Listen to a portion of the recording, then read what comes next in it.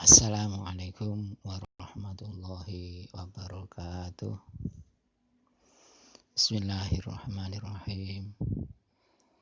Alhamdulillahirabbil alamin. Wassalatu wassalamu ala sayyidil mursalin. Sayyidina wa maulana Muhammad wa ala alihi wa sahbihi ajma'in. Amma ba'du. Saudara sekalian, mari kita awali dengan membaca suratul Fatihah yang kita peruntukkan untuk almarhum Kyai Haji Muhtafi Mukhtar. Allahumma ighfir lahu warhamhu wa'afihi wa'fu anhu. Al-Fatihah.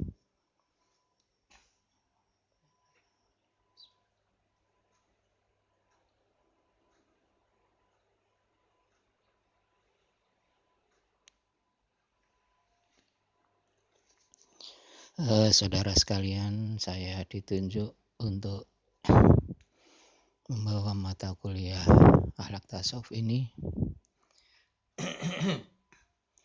yang setelah saya lihat silabinya di 3 pertemuan ini adalah membahas tentang makomat dan ahwal. Ya.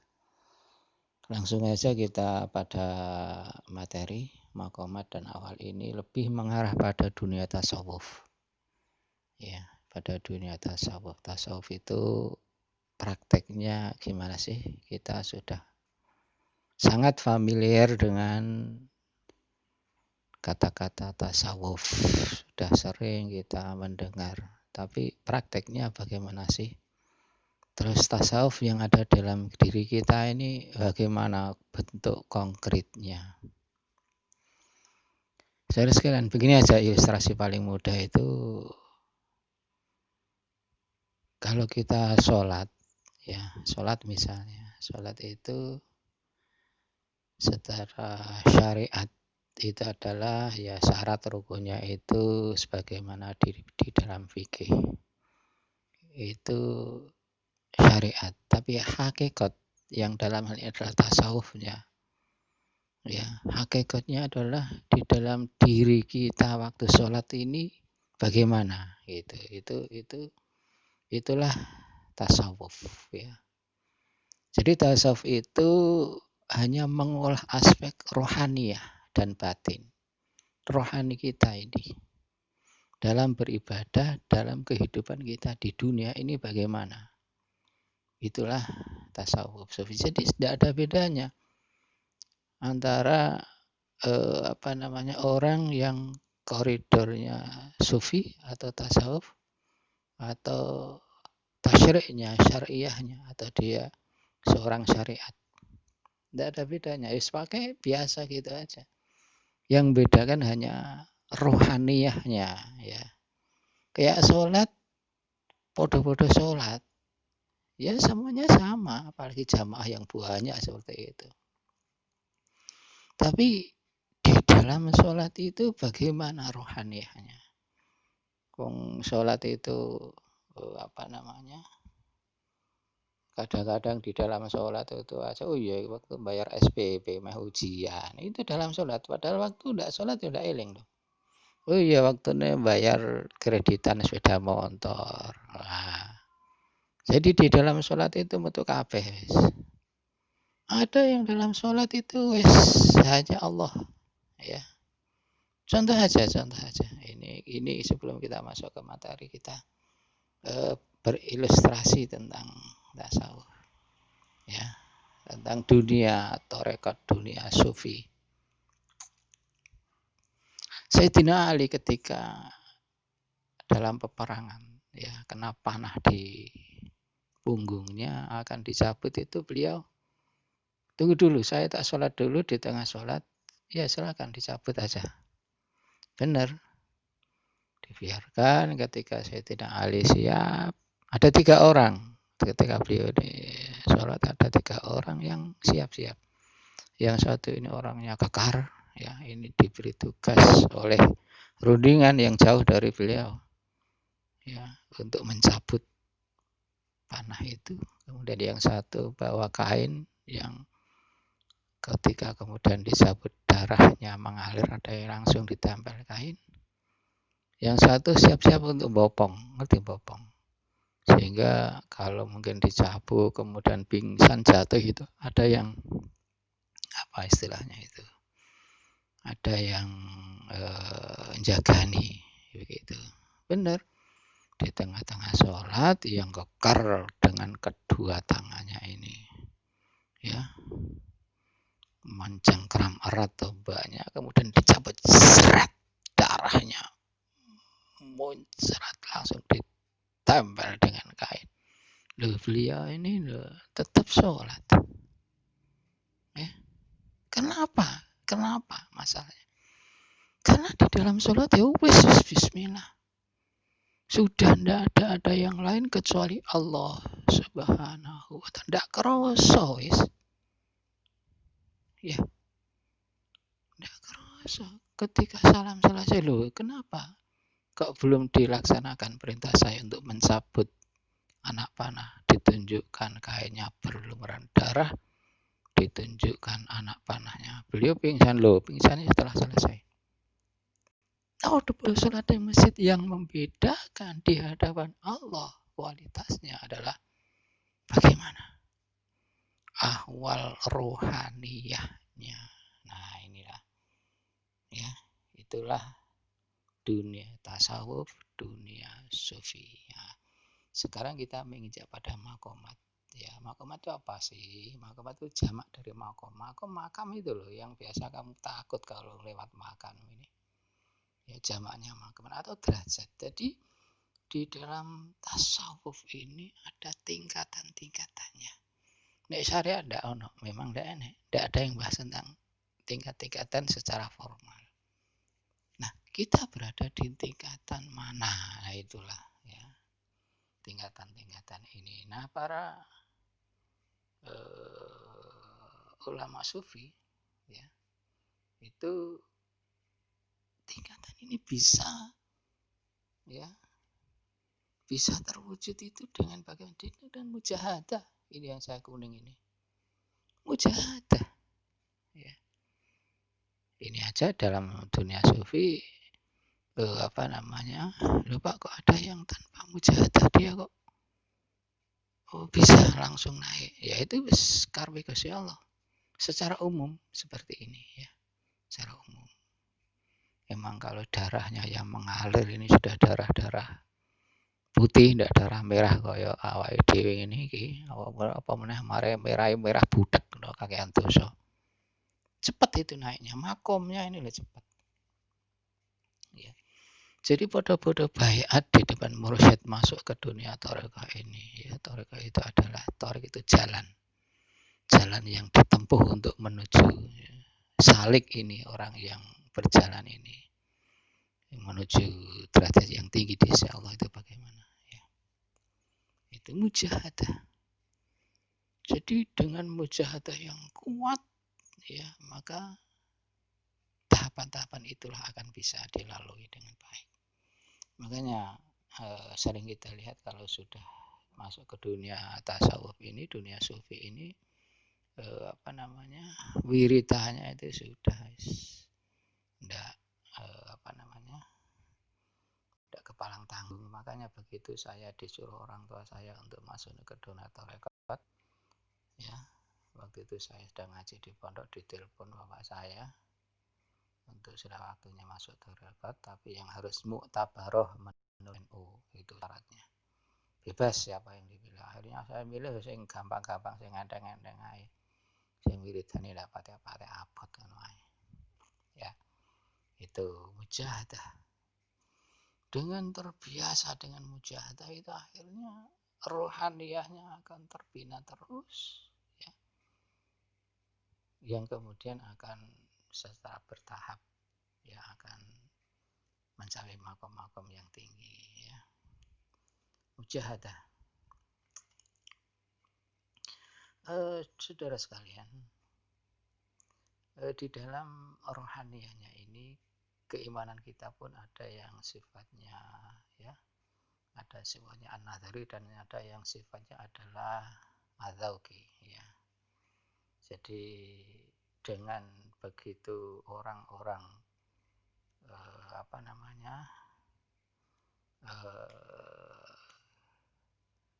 selama perjalanan hidupnya, ya entah kita sudah ada yang 30 tahun, 20 tahun, 15 tahun, 10 tahun mulai balik misalnya, atau mungkin mulai balik itu iman, ya. Kadang-kadang kita bertanya, aku iman tapi kok ada hadis manisnya iman, ya, lazzatul iman. Rasanya apa sih, sholat apa doa dan sebagainya, ya. Ini ada yang bisa merasakan dengan zauk, ada yang merasakan dengan an-nadhri. Ya. Kalau an-nadhri lewat kasat mata itu, kalau az-zauk adalah lewat ruhaniyahnya ini. Ya, itu. Nah, kemudian macam-macam makomat. Ya, makomat. Kalau di dalam kita ta'aruf, ya, di dalam ahli tasawuf itu ada 10 dibaginya.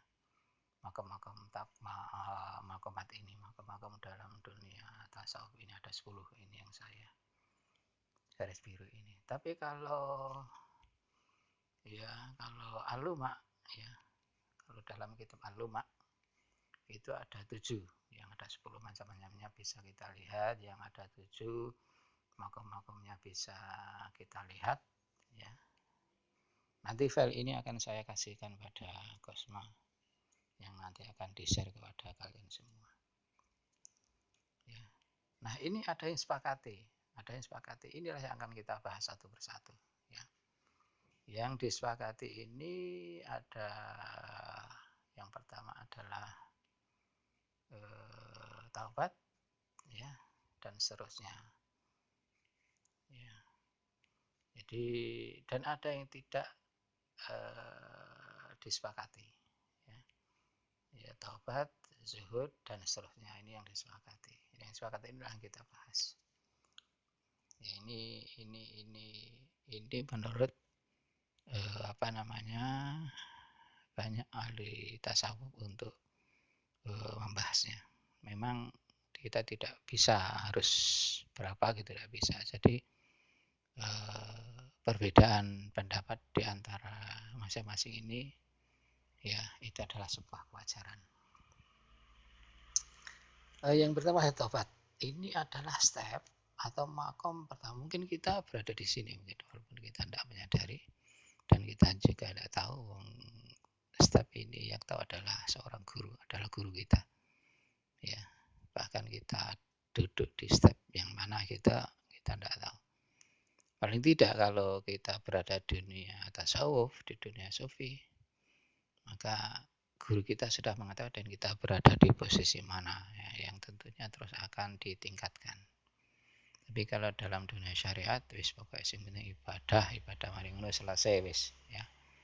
Untuk babakan masalah rohani, ya, tidak ada. Kita sholat aja.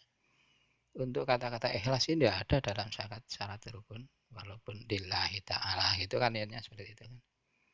Lillahi ta'ala. Jadi ini kan kita pas kemanten baru, ya. Kemudian kita di rumah mertua itu, kalau di rumah mertua itu kita sholat malam terus, ya ternyata ada maunya, itu sholatnya lah batal itu. Tapi mbah nih urusan pahala wis, ya, kayak puasa yang sering Ramadan yang kemarin baru saja kita lalui, ya, Ramadan, ya. Banyak hadis yang mengatakan hanya dapat haus, ya, dapat lapar, pahalanya tidak dapat dan sebagainya.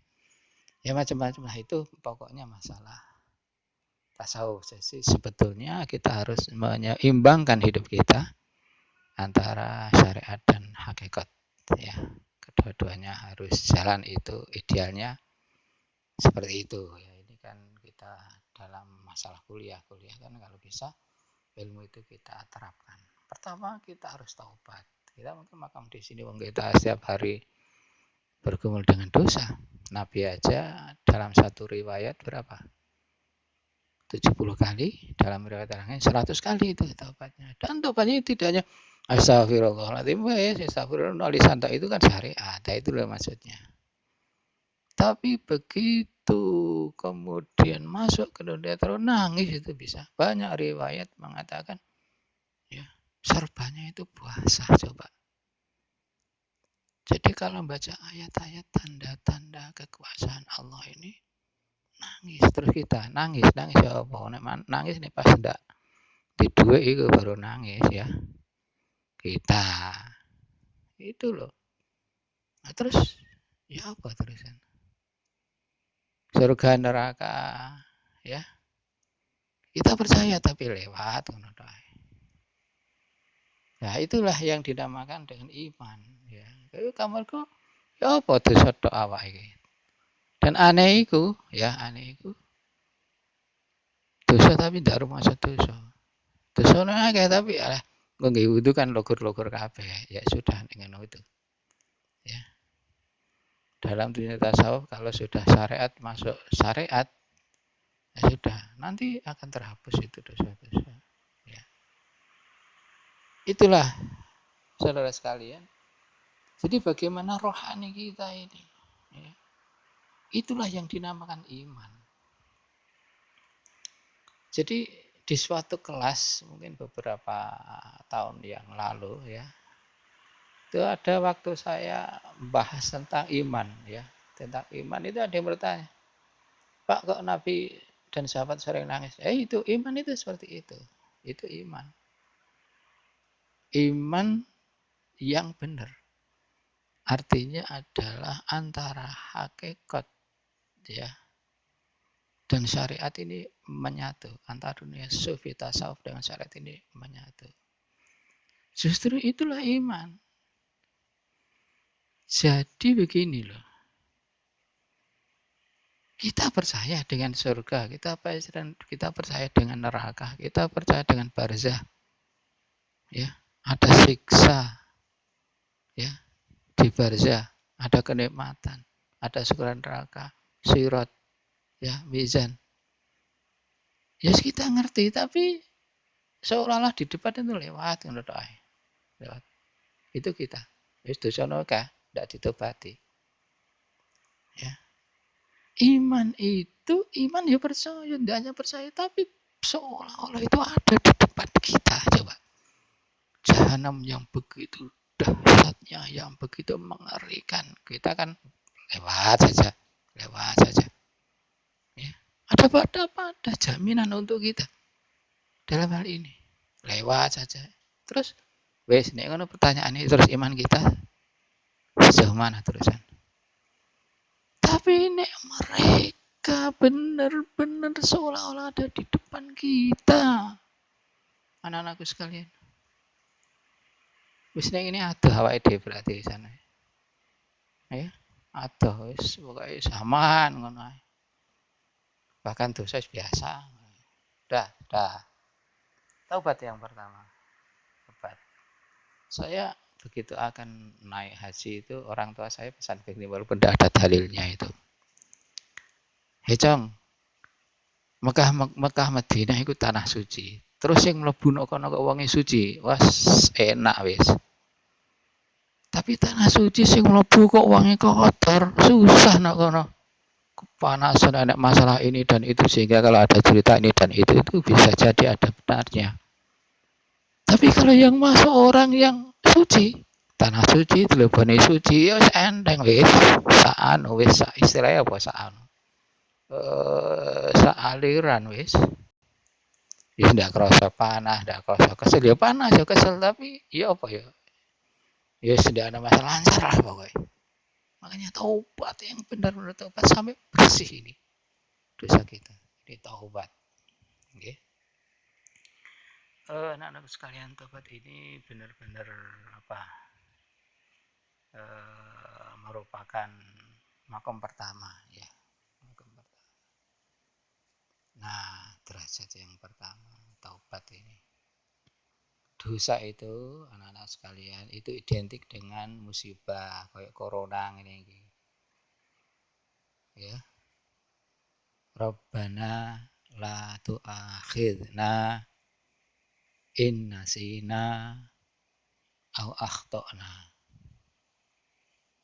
Rabbana ya Tuhan kami, La tu'akhidna, ya, la tu'akhidna, jangan engkau timpakan kepada kami malapetaka. Inna sina, jika kami lupa, au akhtona, atau jika kami salah. Artinya apa? Artinya dosa itu identik dengan murka, dosa itu identik dengan malapetaka. Makanya harus kita hilangkan, yaitu dengan taubat. Ya, kita masih ingat ya, badat selahuma sau'atuhuma wa tafiqo yakhsifani alaihima miwarakil jannah. Jadi ketika Adam dan Hawa ini melanggar perintah Allah, langsung aja dilucuti pakaian-pakaiannya. Malu mereka. Tidak berpakaian, terlihat auratnya, malu kedua-duanya. Langsung mengambil daun-daun dari surga. Miwarakotil jannah. Loh, sekarang saya kita analisis sekarang lah, gampang-gampangan. Saat itu makhluk itu hanya ada dua, manusia maksud saya, mohon maaf, yaitu Adam dan Hawa. Itu pun suami istri loh. Antara masing-masing ini kelihatan auratnya terlalu malu mereka. Terus kita bandingkan sekarang, ya, tidak ono malu sekarang. Konten-konten yang negatif luar biasa seperti tsunami yang tidak bisa kita bendung. Mereka bangga, vulgar, bahkan disebarluaskan kemana-mana. Wis nek ngene iki lho, corona iki ana corona ya wis pas wis. Mungkin lebih dari corona. Taubat ini. Tobone ini taubat. Ini loh. Ya. Ini harus pintu pertama yang dimasuki. Ini uang kepengen aman. Kepengen bahagia hidupnya. Resi ini awak. Bersihkan itu. Ya. Nah ini nanti bisa dibaca. Ya. Nah ada 3 tahap ini menurut Ibnu Qayyim al-Jauziyah.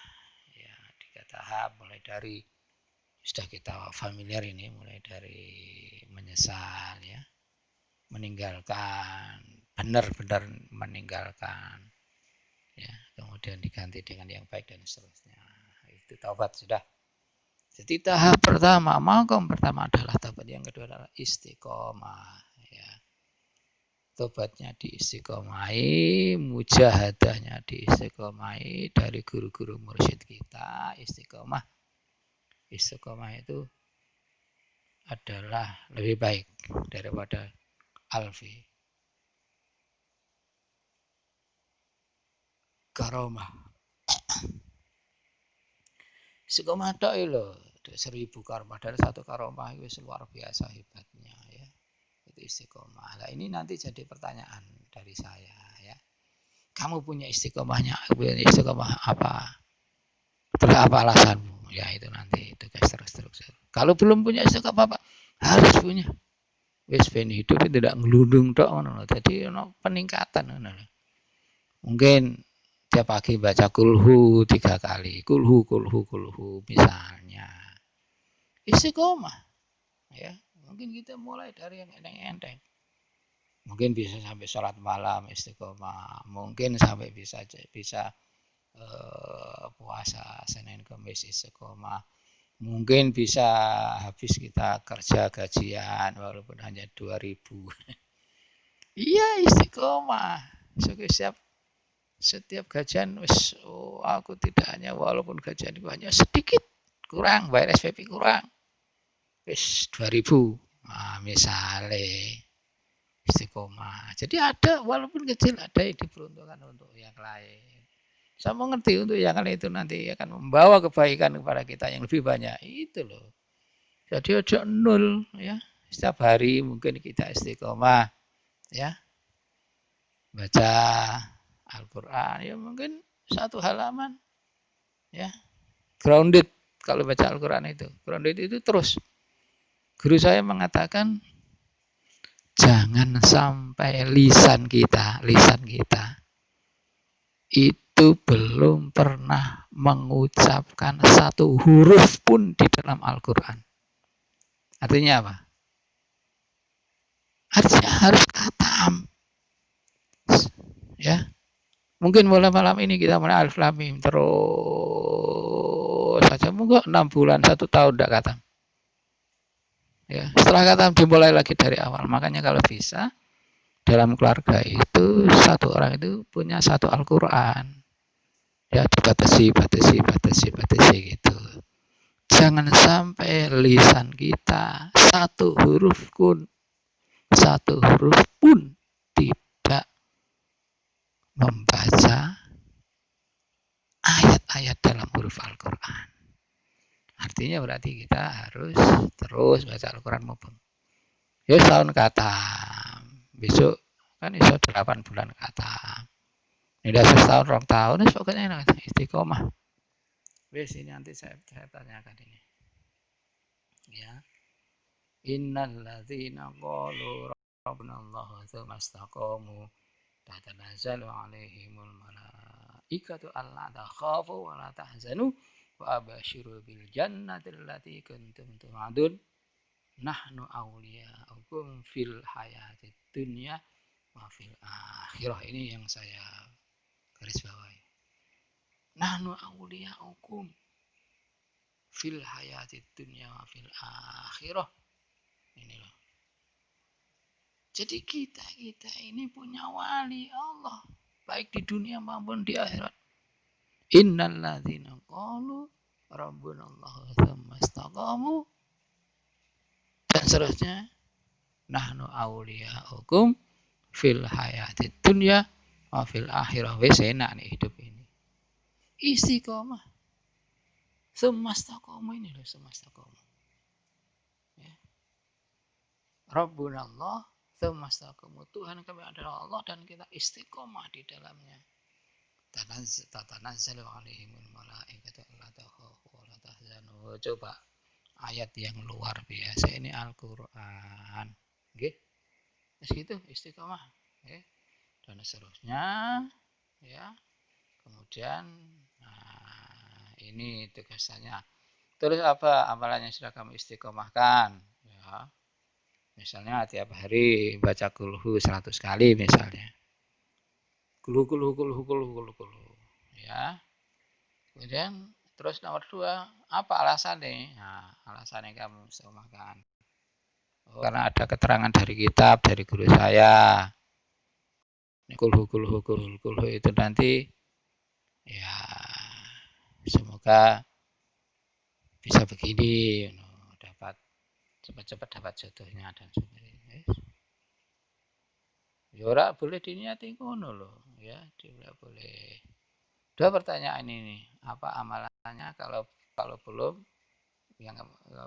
mulai saat ini kita istiqomah apa? Terus alasanmu. Jawaban ditulis di kertas, terus difoto. Kemudian fotonya dikirim ke Kosma. Ya, ke Kosma. Terus Kosma nih iku ditulis no tangan ndak apa-apa, tulis tangan. Sing wis setor adalah ini difoto Kosmane ya. Saat difoto dikirim ke WA saya. Ya, dikirim ke WA saya. Nah, tak tunggu sampai apa ini besok ya. Nah ini, saya di atas kertas foto, kemudian dikirim ke Kosma, ya kan? Secara kolektif Kosma mengirimkan ke saya melalui email, ya, melalui email saya itu ini. Ya, ditunggu sampai besok jam 5 sore. Yang mengumpulkan itulah yang saya anggap absen hadir. Hadirnya saya hitung dari mengumpulkan tugas ini. Ya. Khusus Kosma, setelah jawaban dari teman-temannya terkumpul, kemudian dikirim ke email saya. Ya, bukan ke WA, ke email saya. Ya, emailnya itu adalah itu yang ada di layar itu. Ya. Seperti itu, ya. Selamat mengamalkan ilmu ini. Ya. Semoga barokah manfaat hidup kita. Selamat dunia, selamat akhirat.